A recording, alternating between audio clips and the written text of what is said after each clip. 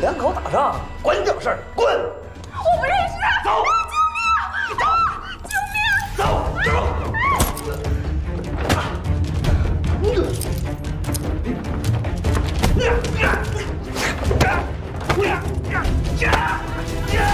走！别动！我他妈没办法，你们抓我干什么？放开我！我是好人，放开我！那你刚才在干什么呢？不是，现在警察连我家务事都管，是不是？那是我老婆。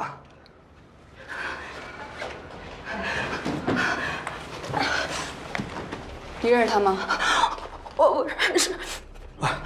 老婆，我错了，老婆，你跟我回家吧，我以后再也不赌了，老婆。老婆，我错了，你快跟他解释解释啊！我不认识你。老婆，我错了，老婆，你跟我回家吧。我不认识你。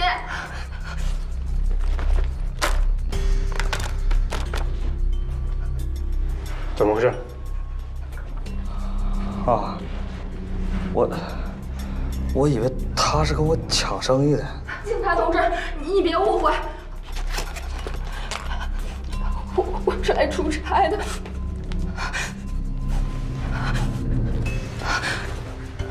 带走吧。走。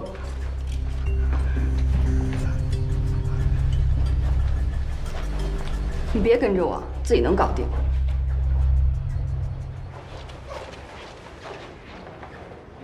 抓着了。好，队里见啊！哎，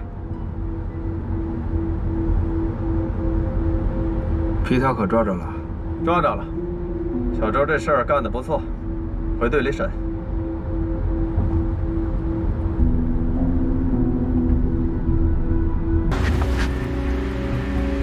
快点！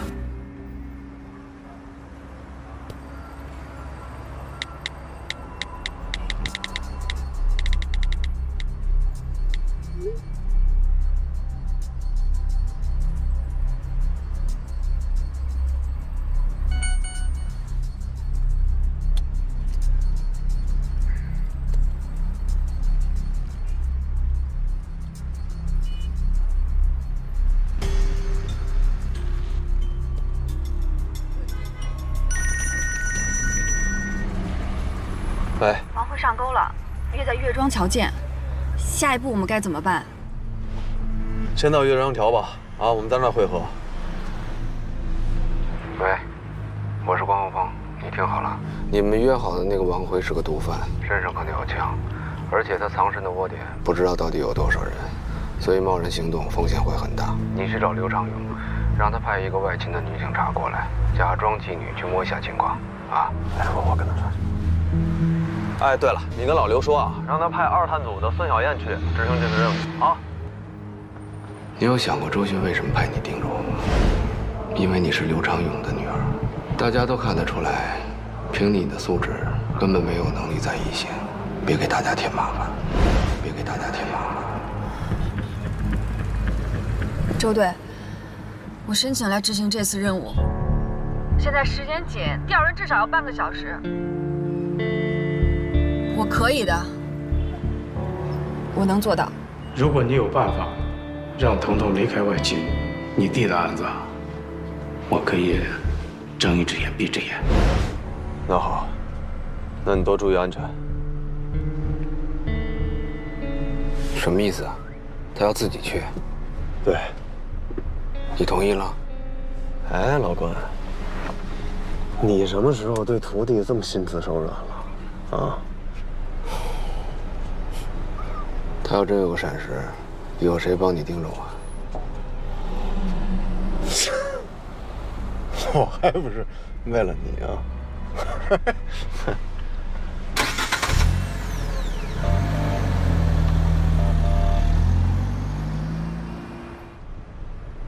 指挥中心，我是周巡，岳庄桥以东布控现场，布控预案编号 BX153，请求增援。收到，请具体说明情况。布控目标可能是涉嫌毒品犯罪，请求武装支援。布控目标内是否发现了武装人员？现在还没有，但很可能会有。9逼收到，能否提供？哎，有没有完啊？啊，10几个兄弟，就我别着一把枪，真要出来个扛 AK 的，我们全是活靶子。赶紧叫巡查和特警来增援。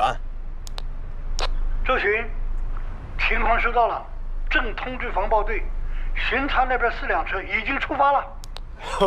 谢谢领导。哎，巡查的弟兄再有几分钟就到，不要轻举妄动，注意安全。还有，你小子以后给我注意电台纪律。明白明白。哎。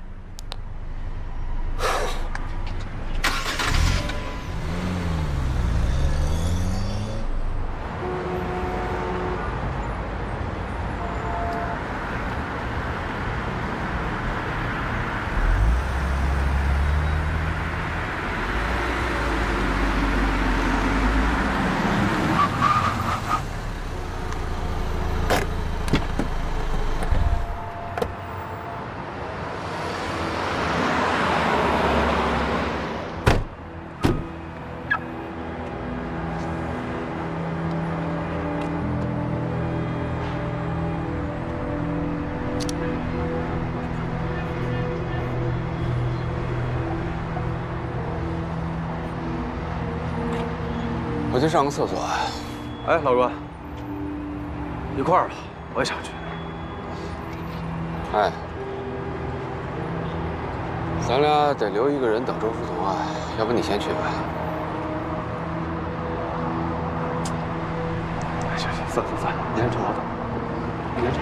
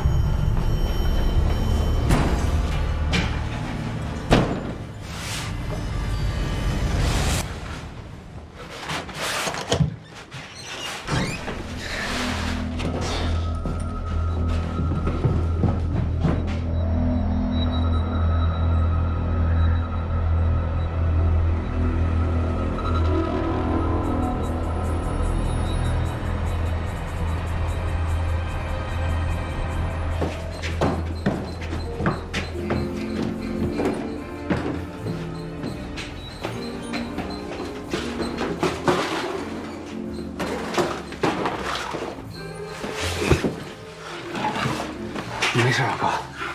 啊？别管我，我没事。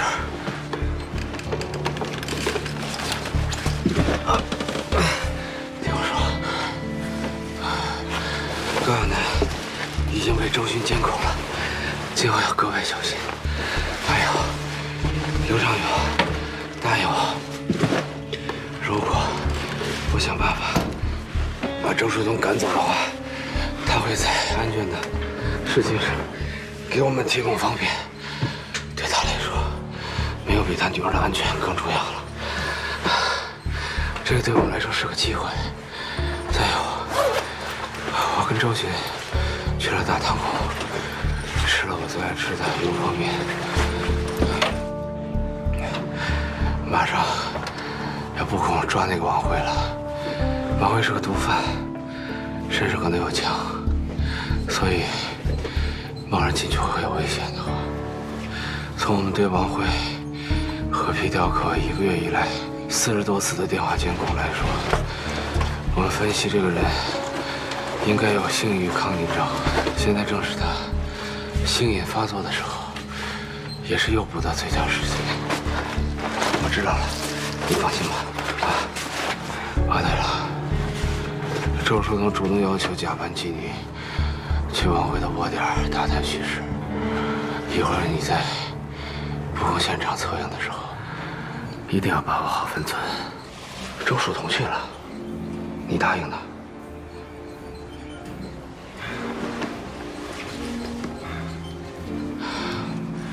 时间不多了，你赶紧出发吧。出门要快，一直走100多米左右，然后对面路口，我跟他们说我是出来上厕所的，过去吧。那你没事啊？放心，没事。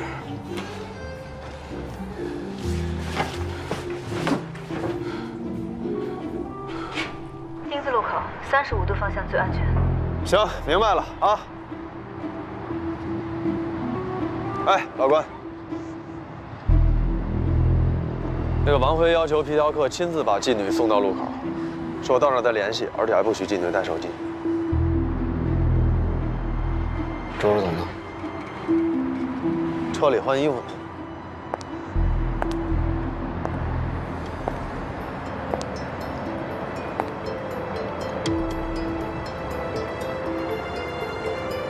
这样行吗？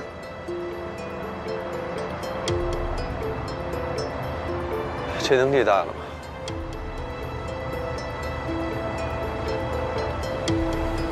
听好了啊，你现在叫莎莎，23岁，大学毕业，刚入行，是个新人。等一会儿进去一定要见机行事，观察环境以后，跟我们保持联系，迅速发出信号。我现在跟你对一下行动暗号。你真帅，就代表里面只有王辉，没有别人；你真行，就代表他没有武器。只要你发出这2个信号，我们就会立刻行动。可如果现场情况……这个你放心。如果这2样事情可以排除，剩下事儿交给特警就行了啊。来，再对一下行动暗号吧。你真帅，代表里面只有王辉，没有别人。你真行，代表里面没有武器。哎，警察同志，我是不是可以走了？你去哪儿啊？告诉你，跟老子把戏演好了，你的账回头再算。来，把他放开啊！我告诉你啊，你给我老老实实的，别耍花样，听明白了吗？走吧。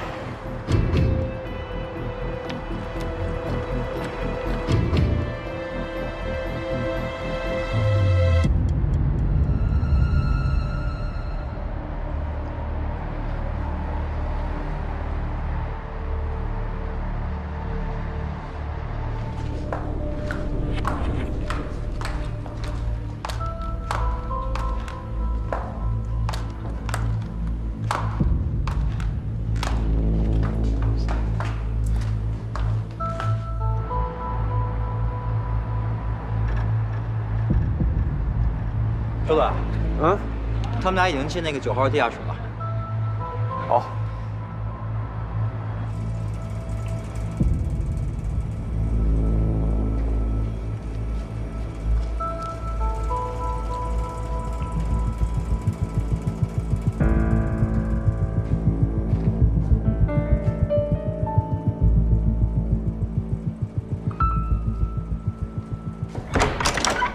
哎，王哥，人我带来了，不错吧？没骗你。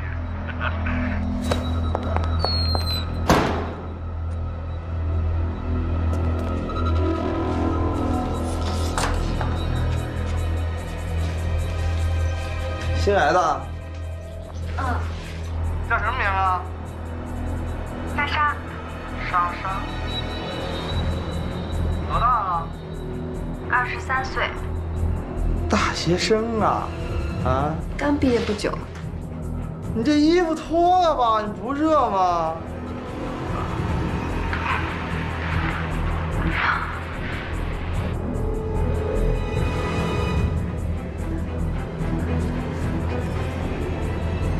哥，你真帅。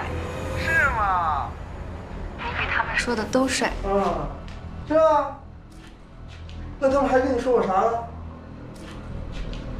哥，你这是仓库吗？放的都是些什么呀？我第一次来这种地方，刚才从走廊过来的时候，都快吓死了。来，妹妹，渴了吧？喝杯水。啊，我不渴，谢谢。你看，哥又不是坏人。操，孙子不会下药吧？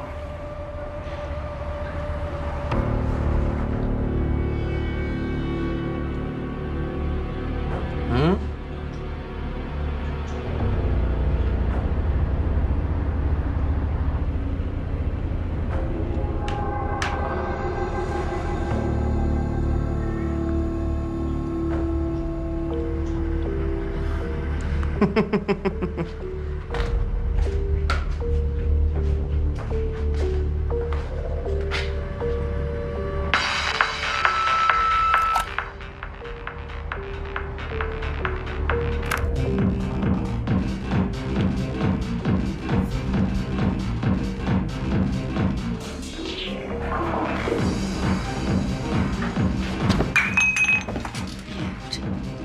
行。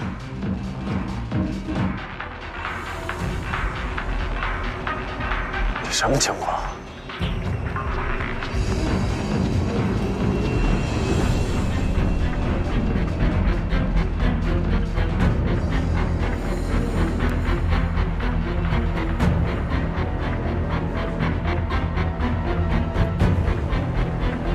不会他妈出事儿吧？来，所有人注意，行动！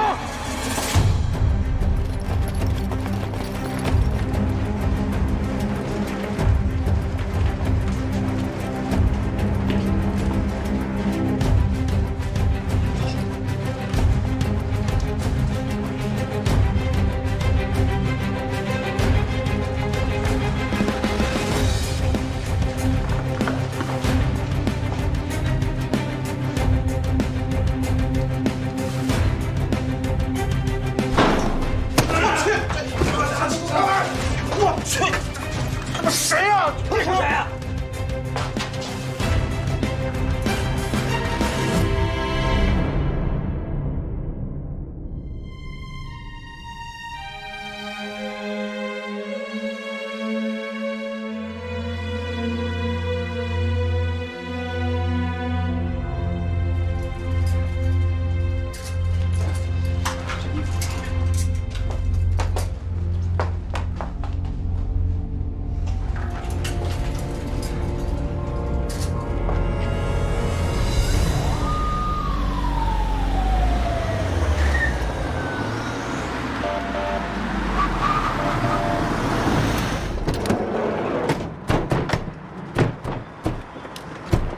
哎，今天晚上的事儿，什么该说，什么不该说，都给我自己掂量着办啊！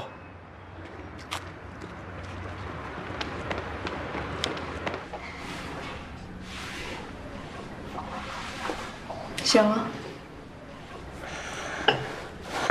喝点水吧。王辉呢？周队还在审，放心吧。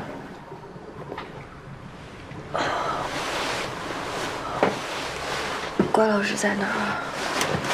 我去找他。你刚醒，再休息会儿吧。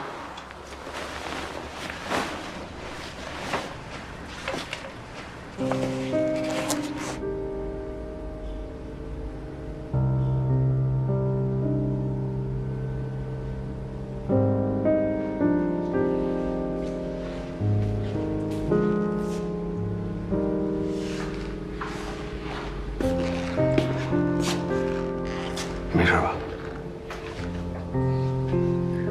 当时你一直没发出信号，所以周巡判断可能出事儿了。我们一帮人就闯了进去。你那会儿晕倒在地上，不过还好，没事了，人也抓着了。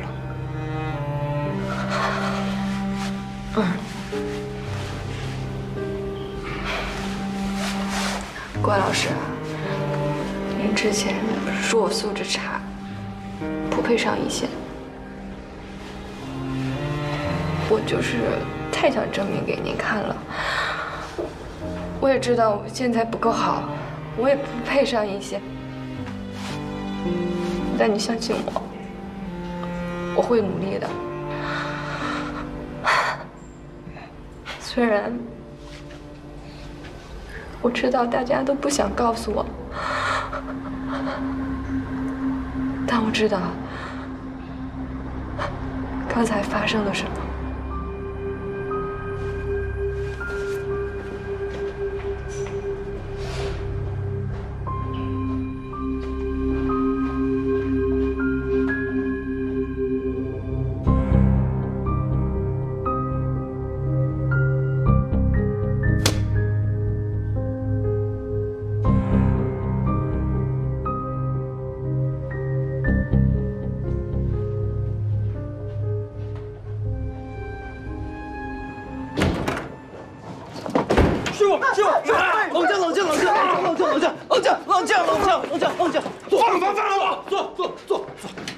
一点不会大，说。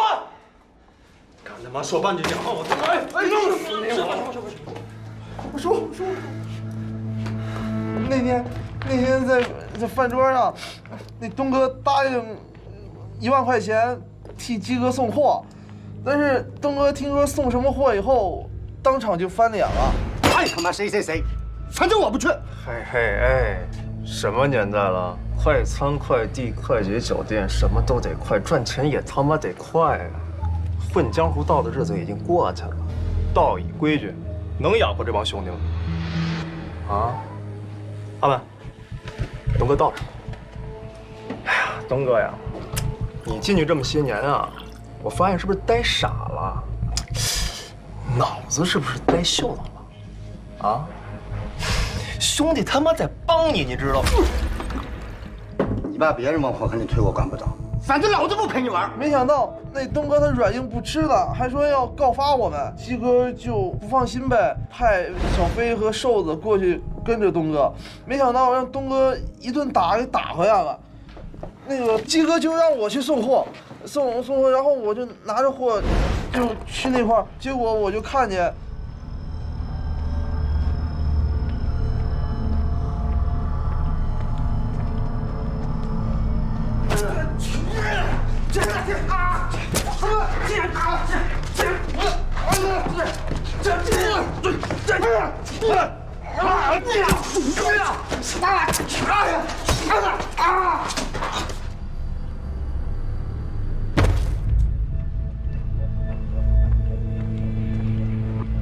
喂，耀哥，出事儿了！我马上就给鸡哥打电话，问他该怎么办。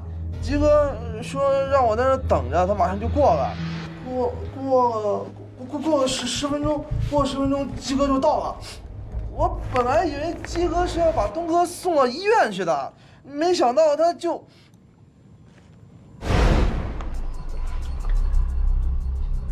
你小子干的？我哪有那本事啊？那不知道什么人干的。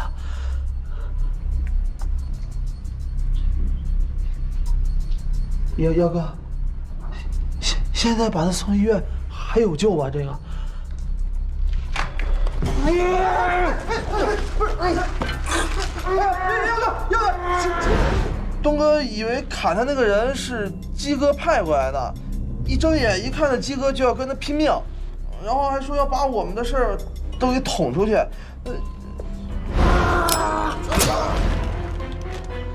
这手机妖姬为什么没拿走？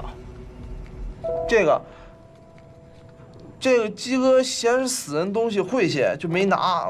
我拿了还让他骂了一顿。砍人那人长什么样看清了吗？太黑了，没看清楚。不过那一瘸一拐的，应该是个瘸子。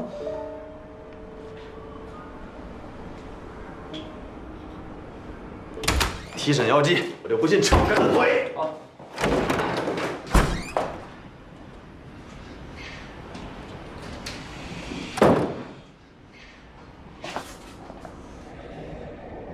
把那个齐卫东的死还牵出来一桩贩毒案，这算他临死做了件好事吧？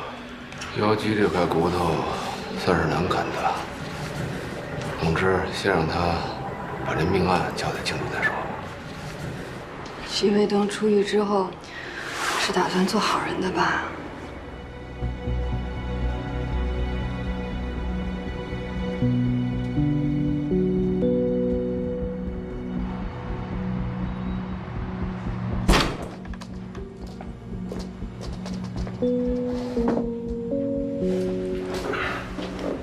这大晚上的审什么审啊？要不让人睡觉了？不过你还别说，我觉得这儿还挺爽的，我都不想出去了。这回你可能真没机会出去了。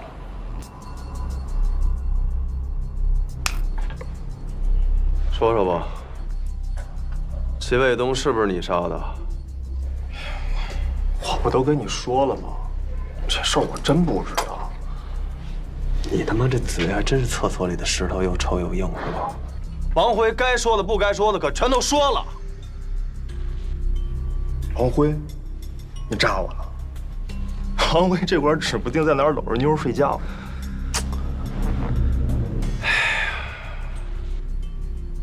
王辉哥说你扎齐卫东那一刀的时候，可没这么墨迹啊。王辉说我捅东哥的。对。靠！丫他妈疯了吧？反过来反咬我一口。好。他不仁我也不义了。我说。我都说。各位，给我根烟。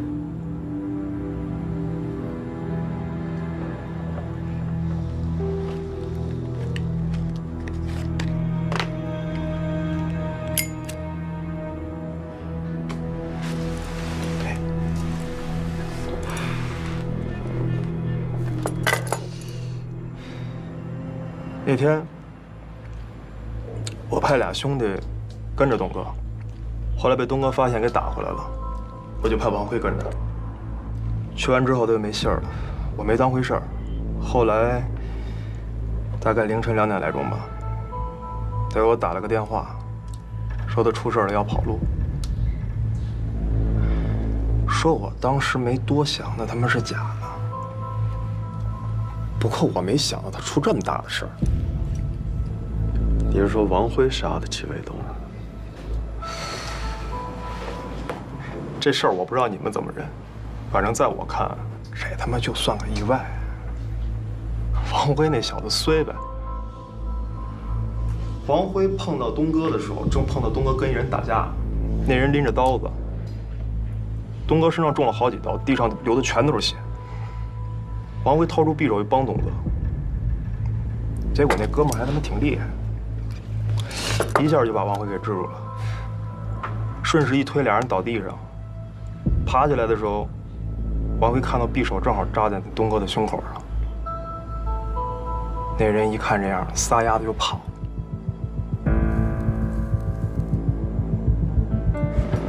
然后呢？碰到这事儿，我他妈怎么知道该怎么办？大伙都是兄弟，我把兜里那几千块钱给他了，后来就没联系。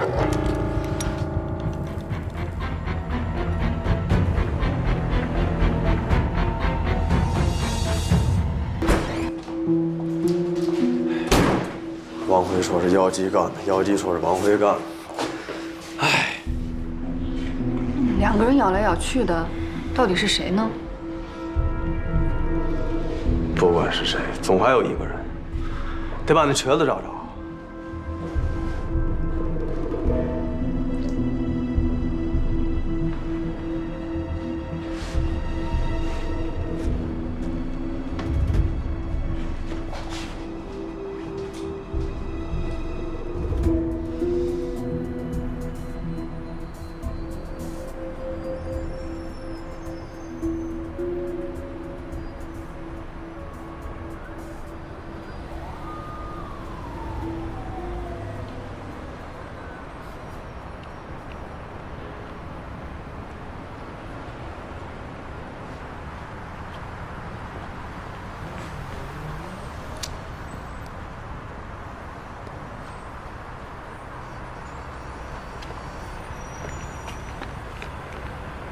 喂，哟，找我什么事儿啊？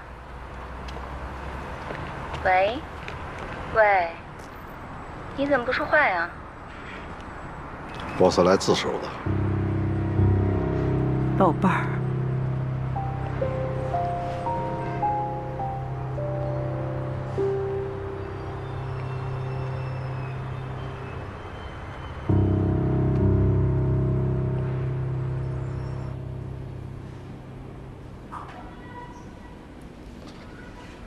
那天晚上，你他妈，看你他妈还瞧得起我！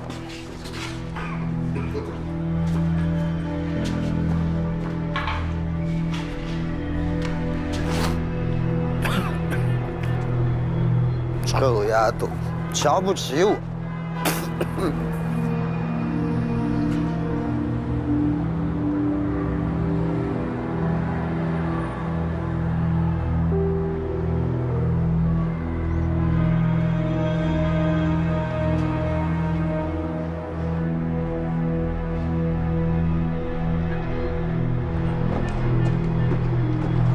打我！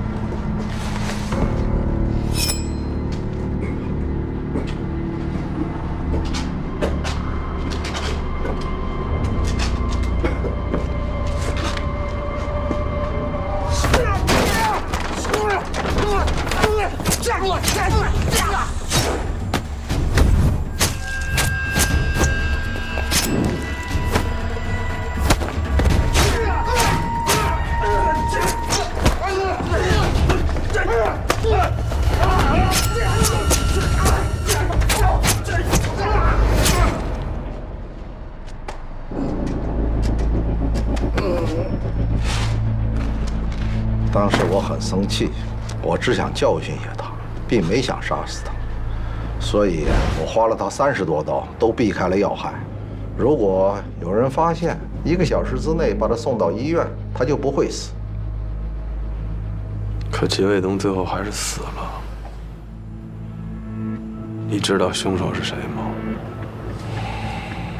我走了以后啊，又不放心，我担心万一没人发现，他死了怎么办？毕竟啊，那个胡同太偏僻了。于是我就返回去了，我就看见了。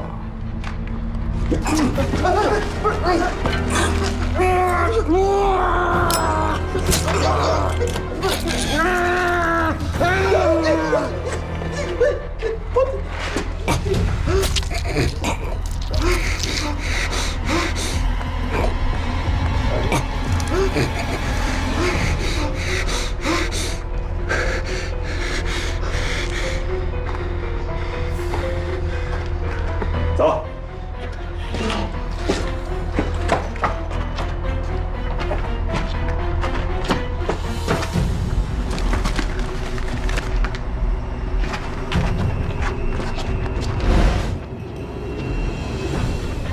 先安排嫌疑人辨认吧。好。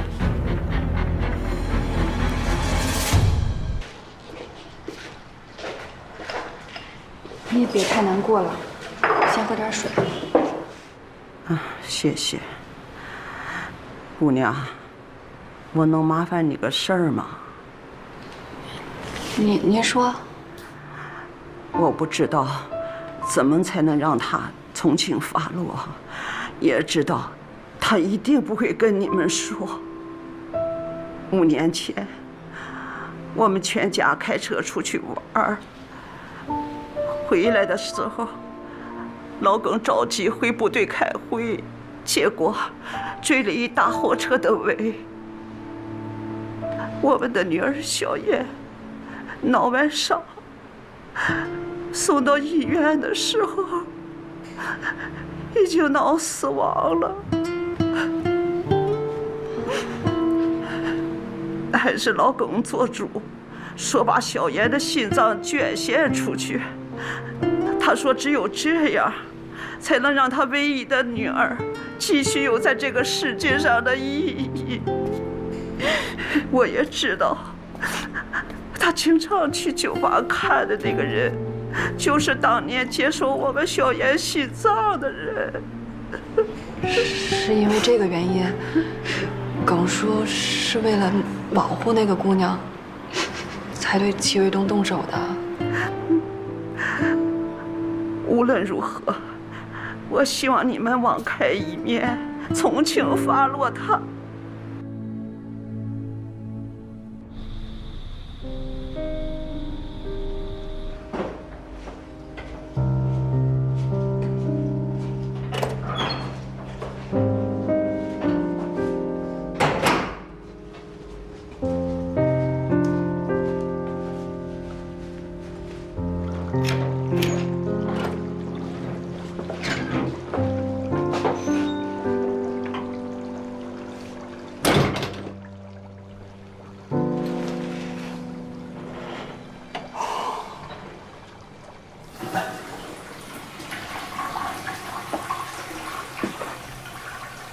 怎么样，顺利吗？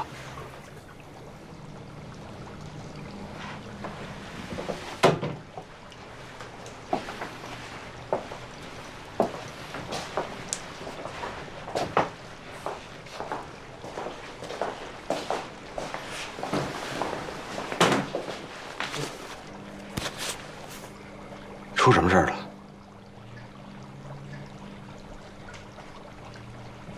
问你话呢。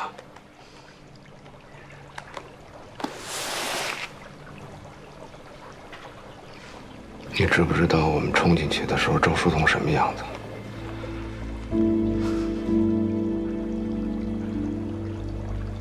你是不是以为你把周书彤交出去就能换回真凶啊？你知道戚卫东是怎么死的吗？你知道那一刀是谁扎的吗？你知道那30多刀是他妈谁划的吗？你以为你挺聪明是吧？到底是谁？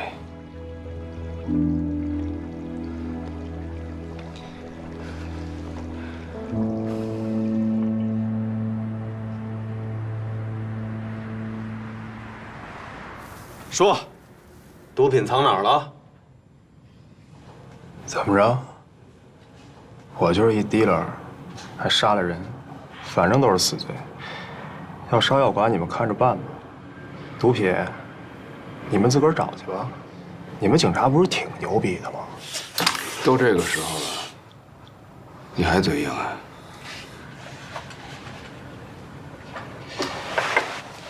你是不是觉得我是个垃圾啊？那你弟呢？如果我是垃圾，你弟就他妈是狗屎。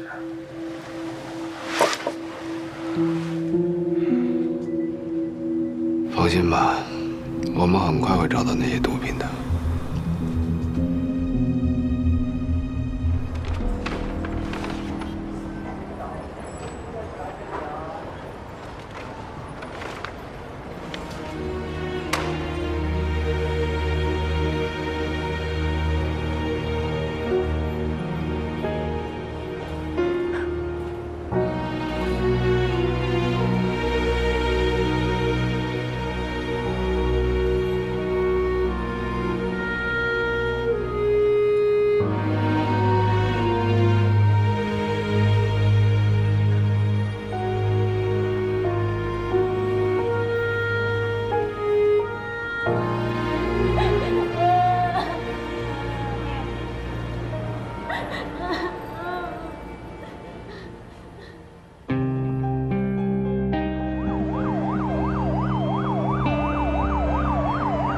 根据最新气象分析，目前大气环流发生调整，副热带高压增强北抬，暖湿气流活跃，我市将提前进入梅雨季节，望广大市民做好防梅准备。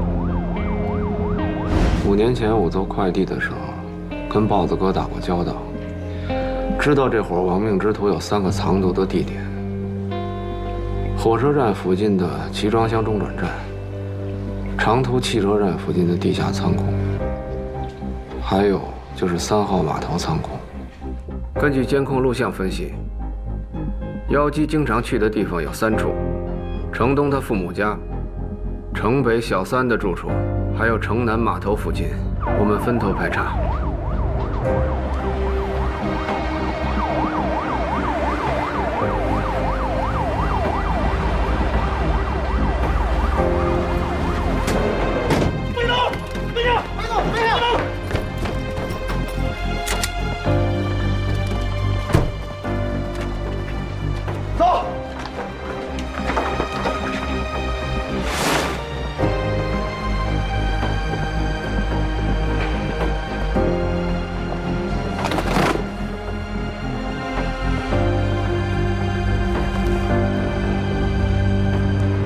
之前那个毒贩子跟妖姬说毒品有点潮，我猜妖姬藏毒的地点应该就是3号码头。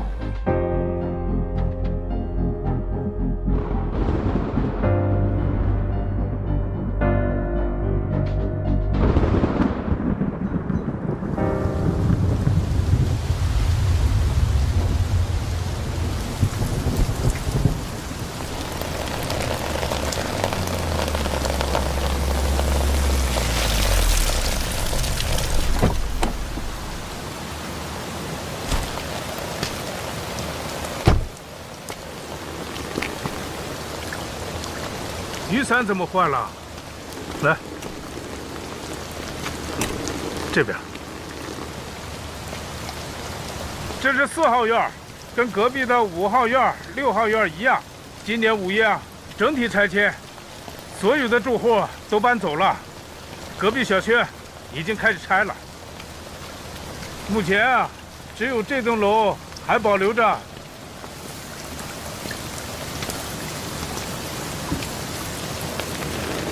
半年前，大年夜那天晚上，住在301的一家5口都被杀了。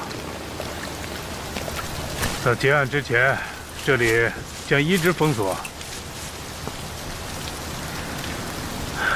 这里就是……上楼吧，来。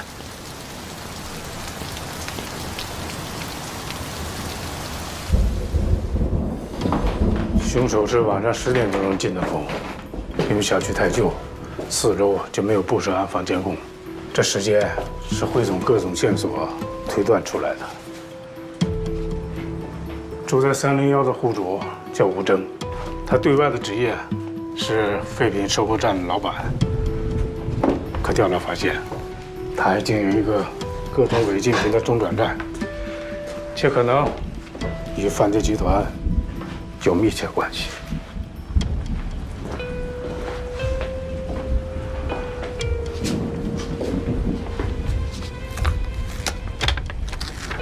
现场没有发现强行闯入的痕迹，不出意外，是吴征给凶手开的门，他们很有可能认识。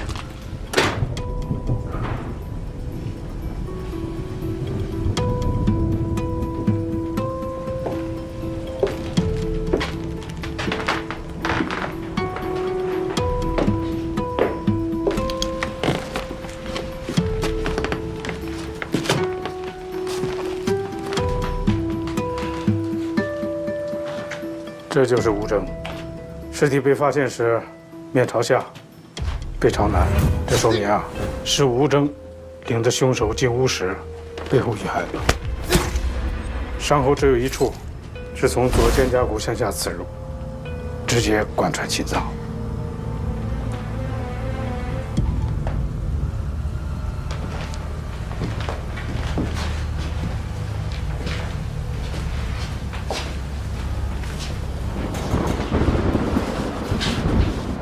这是吴征年近70的母亲，她应该是听到了门厅传来了某种声音，或许是吴征的叫声，她便从沙发那起身向门厅走去。凶手迎面给了她2刀，一刀卡在第6、第7根肋骨间，没有伤及脏器。凶手调整了第2刀，从圆颈处呢平行刺入，造成了长达12公分的贯通伤。发现老人尸体时，他手里拿着毛衣针，还有他给孙子织了一半的毛衣。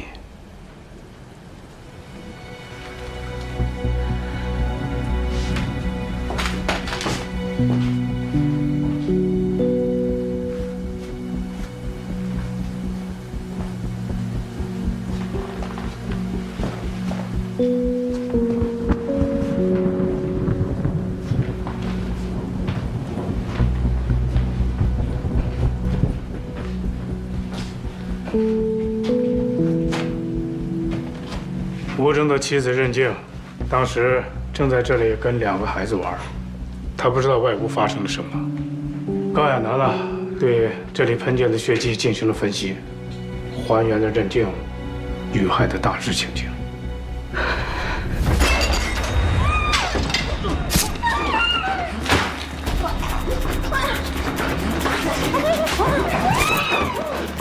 推测，凶手是将任静推到门边，自左至右划开了他的喉咙，长达24公分的伤口将他两侧的动静脉全部割裂。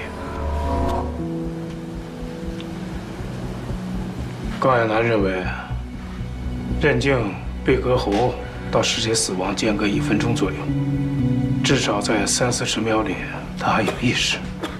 正是在这30-40秒里，他亲眼见到自己7岁的女儿和4岁的儿子死在自己面前。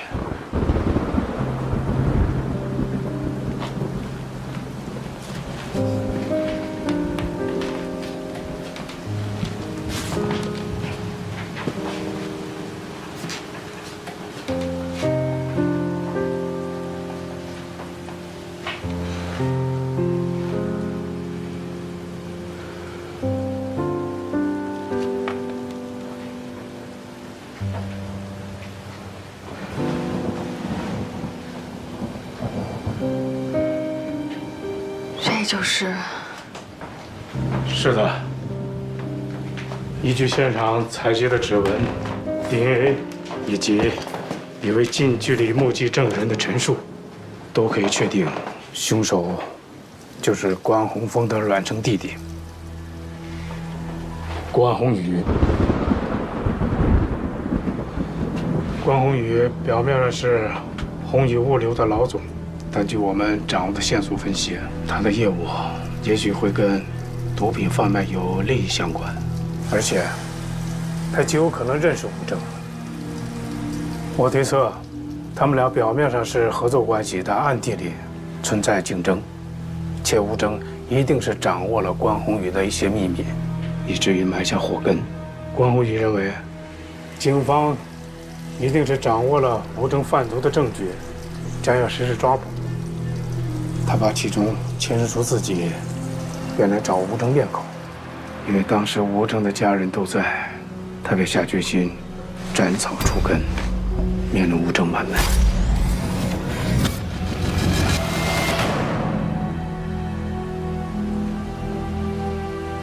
东东，如果你现在的工作安排放在半年前的话，我会无条件的支持你，甚至是欣慰，因为毕竟。关宏峰的刑侦技术，在整个军港市，那是数1数2的。但我更让你知道，作为一个警察，比技术更重要的是立场。我只是不想让你待在这么个人身边。怎么个人？关宏峰脱下制服，离开支队，现在又分文不取。假装归队协助工作，他所做的一切，就只是为了维护一个人，就是这个杀人的恶魔。对他而言，他的亲弟弟比公职重要，比一个警察的正义感更重要，甚至比这一家的生命都重要。彤彤，你告诉我，这样的关宏峰是个什么立场的人？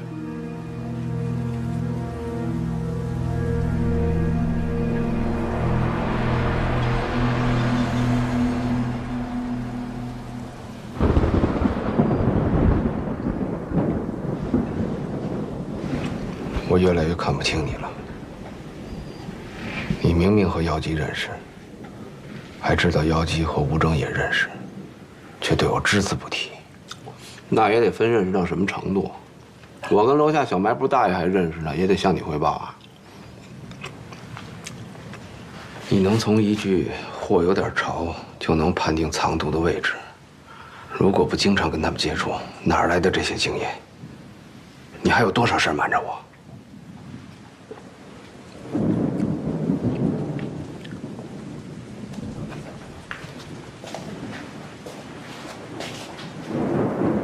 告诉我，你是不是参与过运毒？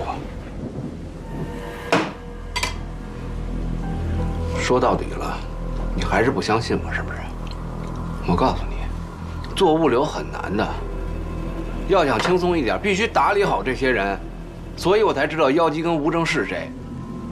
我知道他们之间有来往，我甚至知道吴征跟我们公司之间有生意，可我怎么知道运的是什么呀？我是个做物流的，又不是做安检的，我还以为吴征就是个收垃圾的呢。那你怎么知道毒品在哪儿？你为什么对这些这么了解？所有仓库的信息都是全京港市物流公司公开的信息。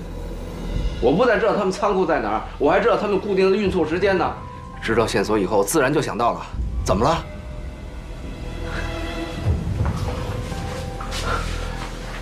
还运毒？是，以前我是在社会上混的，但我没你想的那么不堪。反倒是你，没想到你作为一个警察，竟然这么黑。你说什么？我问你，如果昨天晚上周书彤死了怎么办？没有如果，没有如果，挺自信啊。那武玲玲怎么死的？作为警察，为了维护法纪和正义，我们必须有牺牲的精神和觉悟。我们是老百姓的最后一道安全防线，只有做到坚定无畏，才能保证老百姓安全。所以我们叫人民警察，而你当不了警察。别再跟我提武玲玲。我告诉你，那天晚上我更希望死的人是我。我不光不怕死，我更不怕打一灭亲。所以你给我老实点儿。如果让我发现你有问题，就算你是我弟弟，我一样会把你送进去。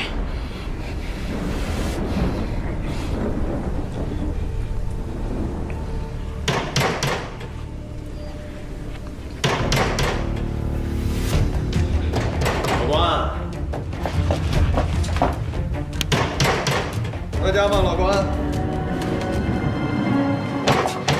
老关，干嘛呢？磨磨蹭蹭的啊！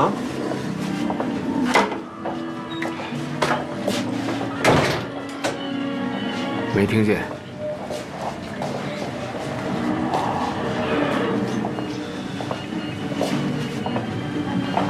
电视那么大声，你耳背啊？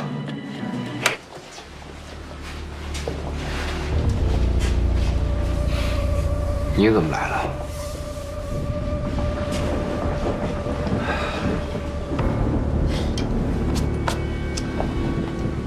在戚卫东的验尸报告中，他指甲缝里的 DNA 信息你看了吗？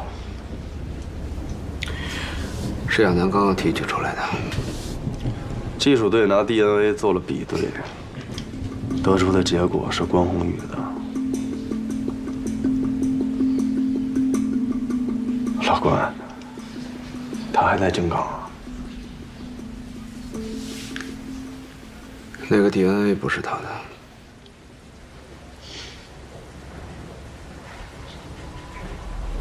什么意思？你不是一直在问我跟亚楠有没有私下见面吗？那天晚上，是我跟亚楠约在了银宿酒吧聊我弟的事儿，结果碰上了齐卫东。跟他打架的人是我，他身上的 DNA 是我的。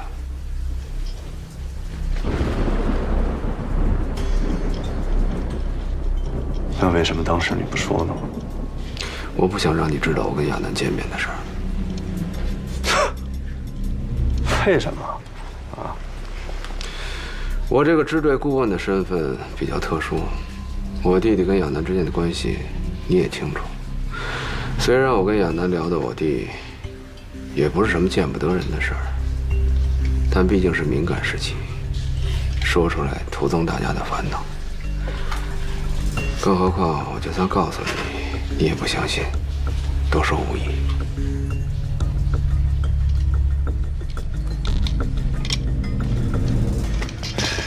得，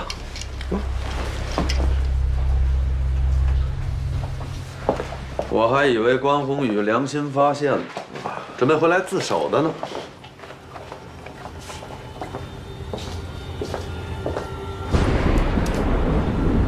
上次那茶不错，走得急没喝上，再给泡一杯呗。你不是来喝茶的吧？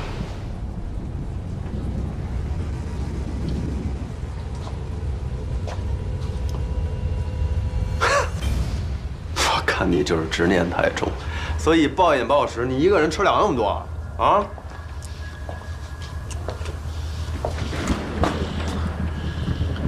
留着给老虎的。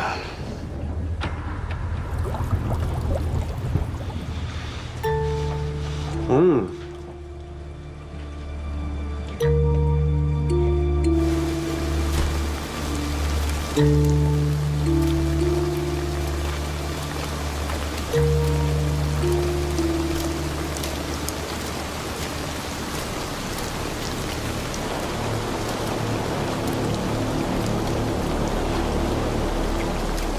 哎，刘，你干嘛去啊？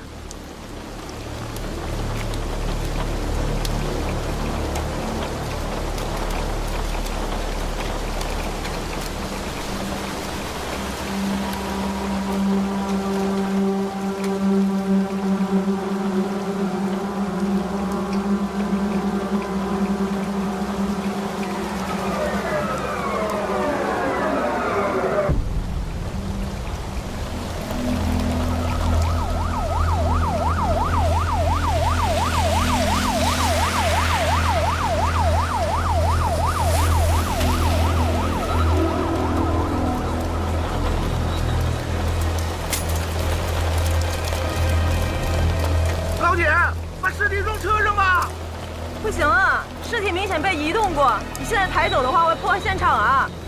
拿走吧，拿走吧，拿走，拿走，走。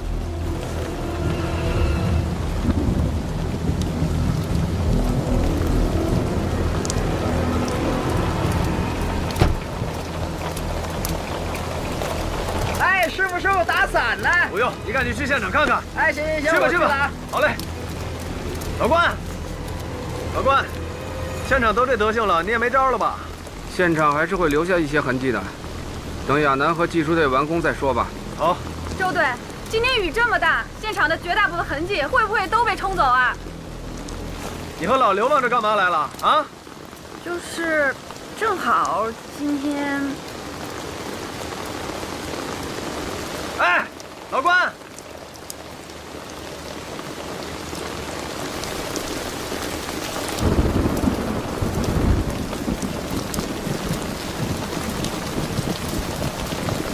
真是个不祥之地呀！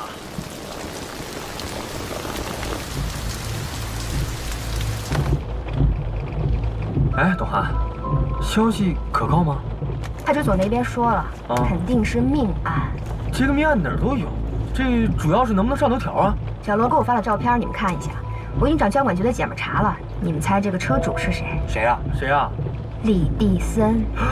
李地森，而且死的还是一男一女。一男一女啊？银少礼呀，这个花花公子，近来他不正跟网上那个长爱打得火热呢吗？哦，如果这个女的要是长爱的话，那可就劲爆喽！肯定劲爆。不过，这么严重的案子，咱能进去吗？别人肯定没办法，但我绝对没问题。你？看我的。那你小心哦。哎，到时候万一出了状况，得让总编保我啊。啊，行。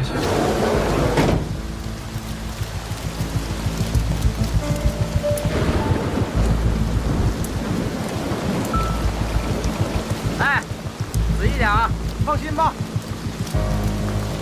切，你这得收拾到什么时候啊？是不是？我帮你吧。要不然，咱们把这块地面全部都铲走，回去慢慢筛。你看有道理吧？哎，高哥，去拿把铲子呗。哎，谢了啊，谢了啊。你愣是干啥？赶紧去！哎呦呦，别淋着，别淋着，把帽子戴好。没事，我没事。别着凉。来，搭把手，搭把手。哎，我来帮你。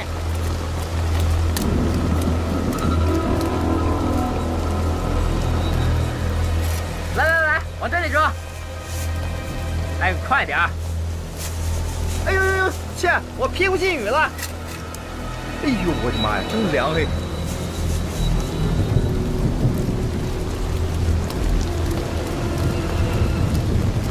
怎么样？哎呀，一男一女遭同一利器戳刺致死，男的自左后脑枕骨刺入，穿过枕骨刺入了脑干；女的主要2下，第1下划破了左侧的颈动脉，造成了车内大范围的血迹喷溅；第2下自颅顶骨、颞骨和蝶骨的交汇接缝位置刺入，是致命的一击。2者死亡时间基本一致，都是在凌晨1点到2点之间。遇害后，2具尸体都被重新安置过。颅顶骨、颞骨还有蝶骨。就是太阳穴，整个颅骨骨板的一点。对，就是颅骨最脆弱的部位。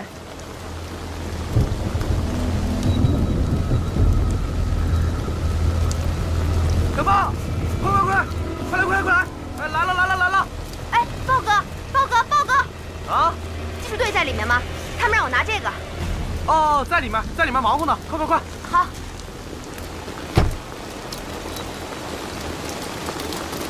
同志，等一下！你好，那个我们是记者，请问这里发生什么状况啊？哎，我们正在工作，你们不要靠近，好不好？哎，您等一下，我们知道这个4号院之前也死过人，和今天这个有没有什么关联啊？哎呀，我们正在工作，都告诉你了，赶快回去啊！请回，你再说一下吧，哎。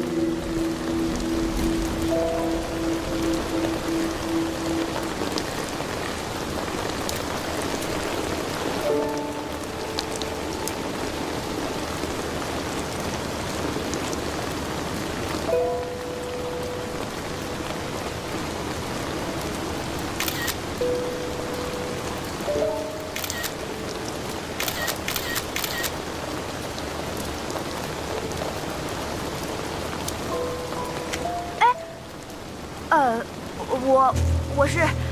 你不是。小王，哎，带走。哇！天啊，这鬼天气！这场大雨对现场破坏得很严重，对于法医队和技术队的取证工作影响太大了。要不要在现场值个班？案发已经过去将近10个小时了，大雨对现场冲刷得很严重。对于我们来说，留下的所谓的证据和现场也就剩下这辆车了。要不干脆让亚楠他们把尸体固定在后座上，封死后车窗，把车开回支队再做勘验。目前情况来看，2名被害人应该是在车内发生关系的时候遇害的，很有可能是凶手击碎后车窗以后，从车内把车门打开，在极短的时间内对2名被害人实施了谋杀。不过，有些古怪。古怪。首先，凶手在杀害2名被害人以后，重新布置过现场，也包括被害人的尸体，还有衣物、坐垫，甚至移动过座椅。从行驶证上来看，男性被害人应该就是车主，而车上 GPS 的最后一条记录，就是离这里很近的一个叫火宫俱乐部的地方，有可能被害人昨天晚上去过这个地方。啊，对了，这个手机是我在前排座椅和置物箱之间的缝隙找到的，很有可能是男性被害人故意设置的。嚯，五马，这要是传出去了吧？哼！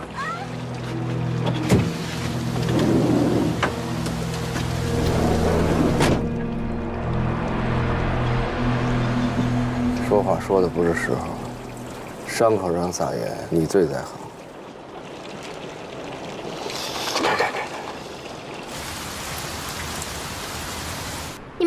扣押我。哎，你是负责人吗？我跟你说，坐下。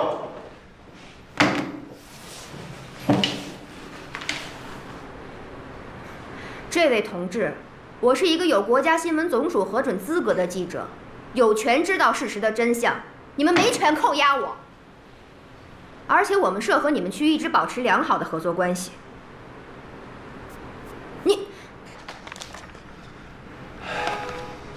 冒充支队刑警，进入警戒线封锁的犯罪现场，泄露侦查阶段的重要线索，侵犯被害人隐私。这就是你理直气壮的资本啊！这案子前职，让他们看着办。哎，你们这是司法滥权，你们这是非法剥夺我和广大受众的知情权，你们必须要给相应的解释。从你的手机里至少有3张照片发出去了啊！你知道这些侦破阶段的重要案情发出去，让凶手看到他会怎么做吗？我告诉你。他可能会销毁证据，也有可能会马上出逃，甚至在你们的宣传鼓舞下会继续作案。你要是脸皮够厚的话，把这些说辞对被害人家属说去。